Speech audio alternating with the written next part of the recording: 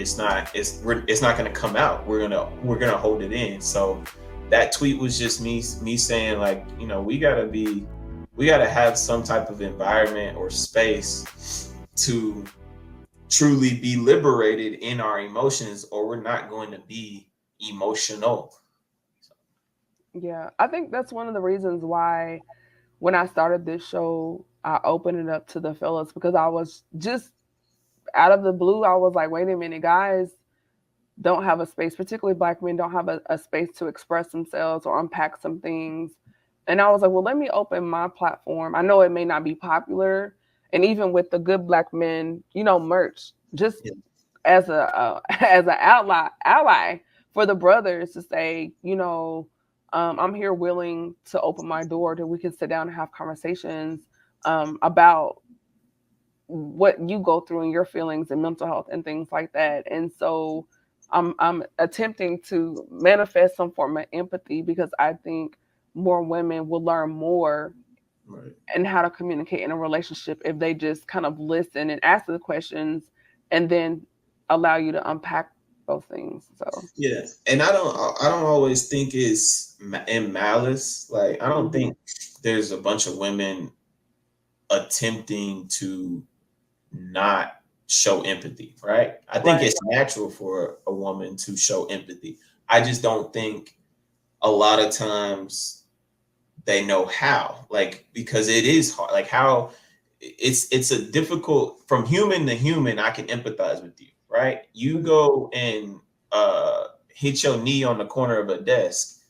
I can empathize with how that feels, right? Because we're human. That has nothing to do with man, woman, child, adult. Like, that pain is the same pain, right?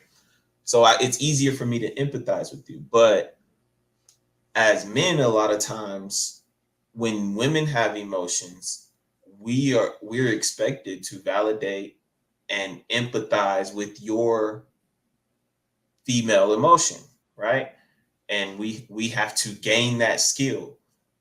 I don't always feel like there's the sense of urgency to gain the skill on the other side. So where, you know, you're not a man, I'm not a woman, but if we're together as your man, I need to be able to figure out how to, you know, validate your feelings.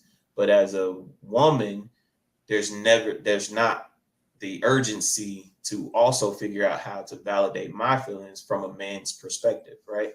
Right. So I don't think it's always something that is intentional. I just think it's more difficult for a woman to try to figure out how to empathize with the man's feelings from a man's perspective Mhm. than it is a man to try to figure that out. And we still don't figure it out either, but we, you Yeah. know, we have to try in order to, you know, Yeah. keep you happy.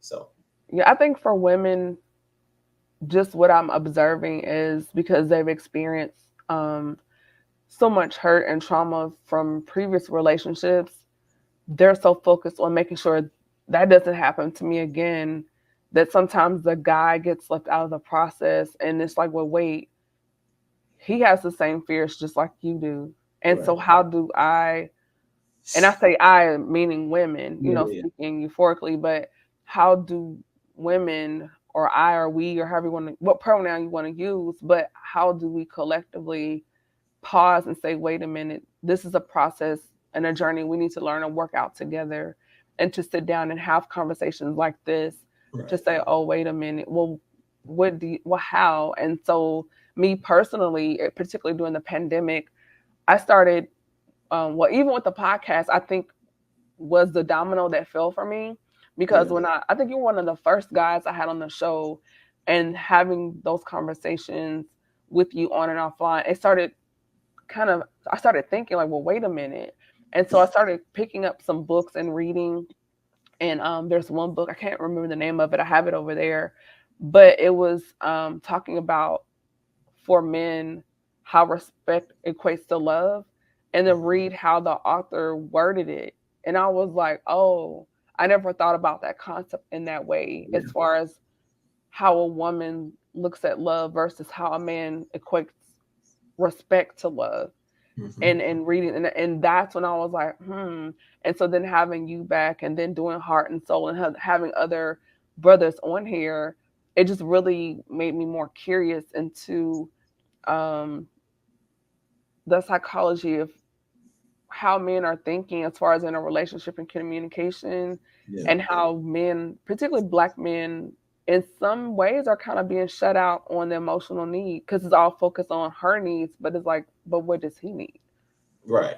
Yeah, and don't get me wrong, like it's not like Black men are the most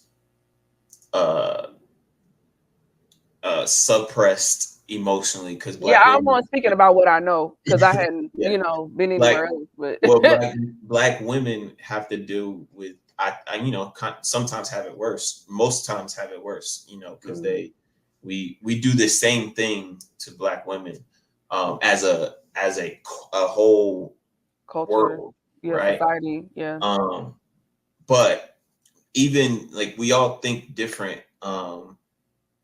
So even going back to that conversation that we first had about just a male's perspective on the Bryson Tiller effect, right? And that's like that was funny. I mean, I love that conversation. It's a PMAC original, but it was just me thinking like, okay, in this man's music, like how many times are just even me back then, how many times am I this woman's Bryson Tiller, right? And like, my quote in that interview was, every woman got a Bryson Tiller in their phone.